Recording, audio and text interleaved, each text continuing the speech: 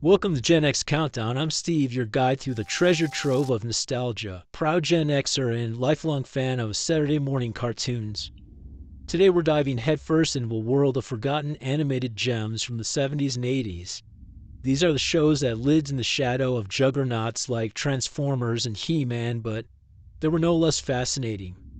Many of these I held back from our first video, and just as many were suggestions from the comments and memories we just couldn't let go of. While these are all mainly limited-run shows, which in most cases make them forgotten, we are finding out a large majority of us never really let these slip too far down the memory hole. Some of these might be vague memories tucked away in the recesses of your childhood, while others may be completely new to you. Either way, get ready for a trip down memory lane or an introduction to some of the quirkiest, most underrated cartoons of their time. If you're still here, that means this video was made especially for you. So don't forget to hit that subscribe button, and let's keep this nostalgia train rolling. John Blackstar, astronaut. Ever wonder what would happen if you took a dash of Star Trek and sprinkled in some He-Man? That's basically 1981's Blackstar. This short-lived but visually stunning series follows astronaut John Blackstar, stranded on a magical planet where he wields a legendary star sword to battle the evil overlord named Overlord. It's not the most creative name, but the theme song should spark some memories, even if the visuals don't. With its sci-fi meets fantasy vibe, Blackstar paved the way for later, more successful shows like He-Man. It might not have lasted long, but its unique world-building and stunning animation left an impression on those lucky enough to catch it. Blackstar was created by Filmation, the same studio behind He-Man and Masters of the Universe. The show's concept of blending sci-fi with fantasy influenced the development of He-Man, especially its alien landscapes and magical weapons. I'm not sure why Blackstar didn't catch on, but if you have any ideas, hit up the comments. Somewhere out in space live the Herculoids. Man, let's give it up for Hanna-Barbera, the king of quirky 60s and 70s cartoons. The Herculoids was a wild mix of humans and bizarre alien creatures fighting off intergalactic invaders on the planet Amzot. This one got a revival in the early 80s from its 1967 to 1969 run, which is when most Gen Xers would have caught it at its re-release in 1981. From a rock ape named Igu to a dragon that shot lasers from its eyes, the Herculoids was like a fever dream come to life. It might not have made much sense, but who cared when the action was this fun? I can recall almost every scene from this one. I was 8 at the time, and from the triceratops shooting glowing balls from its horn to the dragon shooting lasers from not just its eyes but also its tail, it was all magic, man. Those two things happened in most every show, and I couldn't wait for them to pull out the big guns. Alex Toth, the legendary comic book artist, designed the characters for the Herculoids. His distinct, minimalist style became a hallmark of Hanna-Barbera's adventure cartoons. I bet we all have a favorite Herculoid, and hit up the comments and let's share some memories. Thundarr the Barbarian. This next one was burning up the comments in our previous video. Picture this, the year is 3994 and the world has been destroyed by a runaway planet. Enter Thundarr, his mystical sun sword, Sorceress Ariel, and the beastly Ookla the Mock, as they battle mutant warlords and sorcerers. If this sounds like a Jack Kirby comic, that's because basically it is. It helped design the show. Thundarr the Barbarian was ahead of its time with its post-apocalyptic setting, paving the way for dystopian shows like Adventure Time. It's a shame this gem only lasted 2 seasons. The show's post-apocalyptic setting was inspired by the 1970s energy crisis and environmental fears. Jack Kirby's influence is evident in the Sun Sword and character designs, giving the series a comic book flair. To this day, you can't say Thundarr without also saying, "How's the railroad business?" It might improve if I could get moving again. Females. and Ookla the Mock. I think Thundarr could work as a gritty reboot today. Imagine that Sun Sword with modern CGI.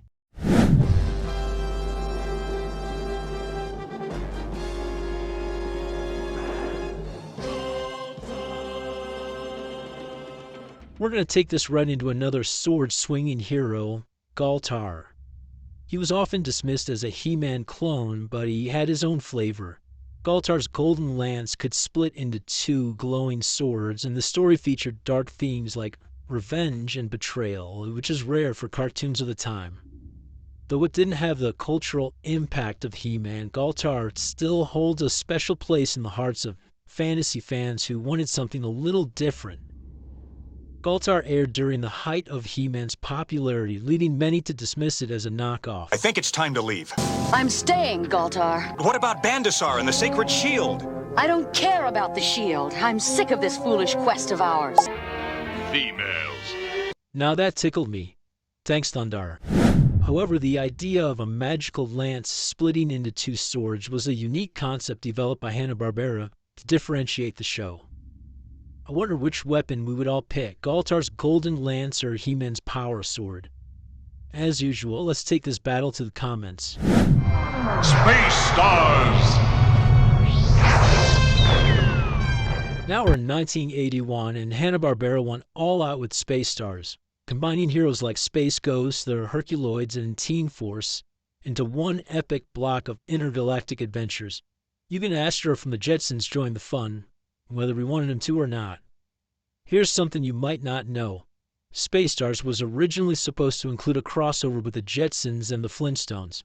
Budget cuts forced them to scrap the idea, but the show still managed to create a universe-spanning spectacle. From intergalactic crime fighters to iconic 80s personalities, let's talk about a cartoon that's as wild as its star.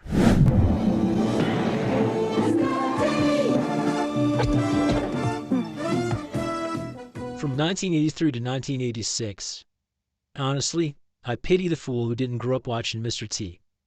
In this cartoon, the legendary Mr. T led a group of teenage gymnasts solving mysteries.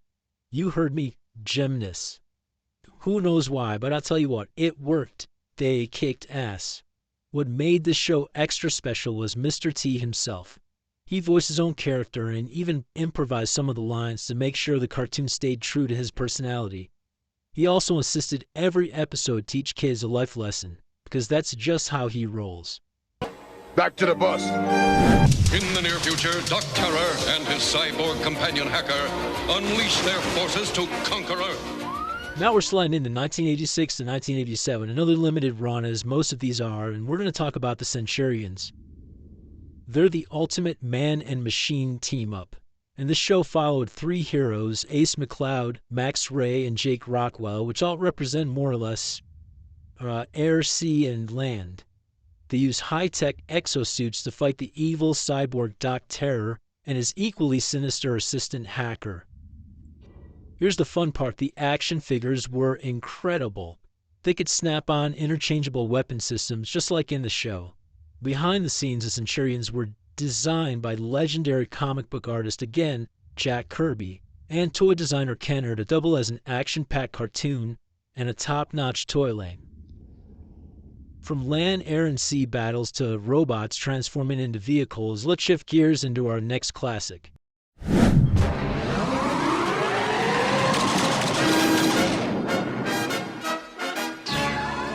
1983 to 1987, and that's a pretty good run.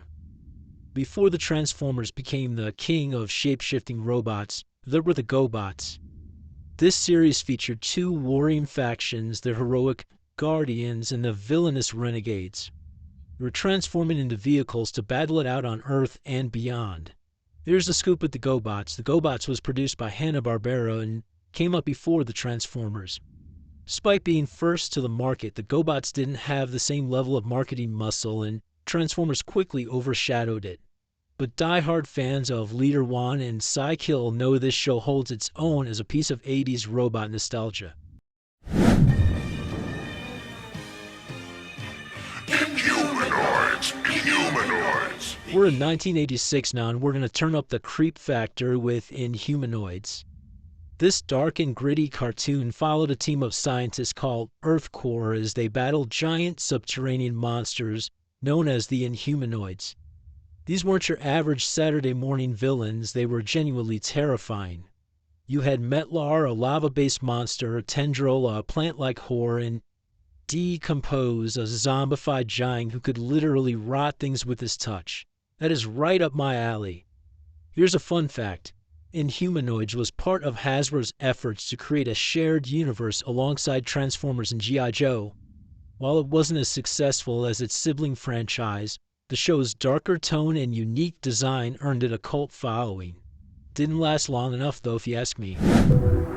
In 2086, two peaceful aliens journeyed to Earth, seeking our help. In 1986, I was about 13. And when I was about 13, this is a show I watched. Galaxy Rangers. The Galaxy Rangers brought the Wild West to outer space, with cyber-enhanced heroes battling alien villains. Think space cowboys with laser guns and cybernetic implants. It doesn't get much cooler than that. There was a literal outcry of foulness from leaving this one out of our original video, and I get it. It really just means that no, this one was definitely not forgotten. We're going to spend a little time here and dig up some possibly unknowns around the Galaxy Rangers. The show pushed boundaries with darker storylines and mature themes, making it one of the most underrated cartoons of its time. It wasn't a mainstream hit, but it's beloved by fans of sci-fi and westerns. Galaxy Rangers is one of the first animated shows to use computer-generated images. They'd use them for certain effects, making it visually groundbreaking for its time. It was one of the first American animated series to combine traditional 2D hand-drawn animation with early digital CGI techniques. The animation was outsourced to Tokyo Movie Shinsha, one of those. It's a Japanese studio known for high-quality work, which gave the show a polished, anime-inspired look that was rare for Western cartoons at the time, and I don't know if we knew what to do with what other than to love it. The show's opening theme song, No Guts, No Glory, was designed like a music video to appeal to older kids and teens who were into MTV.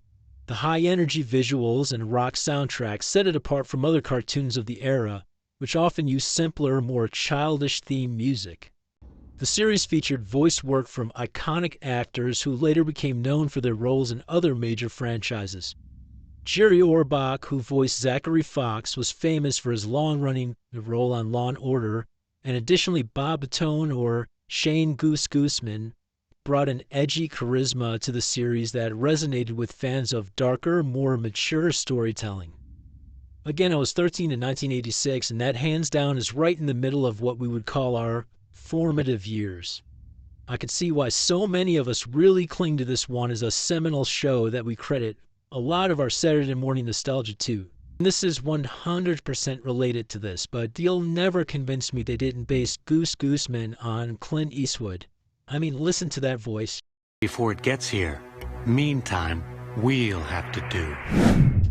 And there you have it. Oh man, some of the most underrated, forgotten animated gems from the 70s and 80s that deserve way more love than they ever got. Shows like Blackstar and Galtar and the Golden Lance may have lived in the shadows of heavy hitters like He-Man, but they laid the groundwork for some of the biggest trends in animation. And then you've got Thundarr the Barbarian and Inhumanoids, shows that dare to be darker, grittier, and way more creative than most of their peers. We've been on a wild ride through alien landscapes, post-apocalyptic wastelands, and even into the depths of the earth fighting lava monsters and robotic overlords. Hanna-Barbera alone delivered some absolute fever dreams with the Herculoids and Space Stars. And let's not forget about the unsung pioneers like the Centurions and the GoBots, which paved the way for bigger, flashier franchises that had the cash. Sure, some were short-lived, but their cult followings proved that these shows were way ahead of their time. Now it's your turn to weigh in. Which of these forgotten classics gave you all the nostalgic feels? Did we miss your favorite, or do you think that Thundarr needs a reboot, or the Inhumanoids deserve a modern horror twist?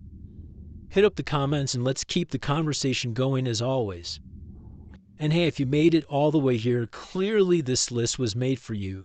Don't forget to hit that subscribe button and share this video with your fellow GenX cartoon enthusiasts. Let's keep the memories alive and the nostalgia train rolling. Until next time, I'm Steve, and this has been GenX Countdown, where we turn back the clock one forgotten treasure at a time. I'm going to catch you guys on the flip side, and as always, stay cool.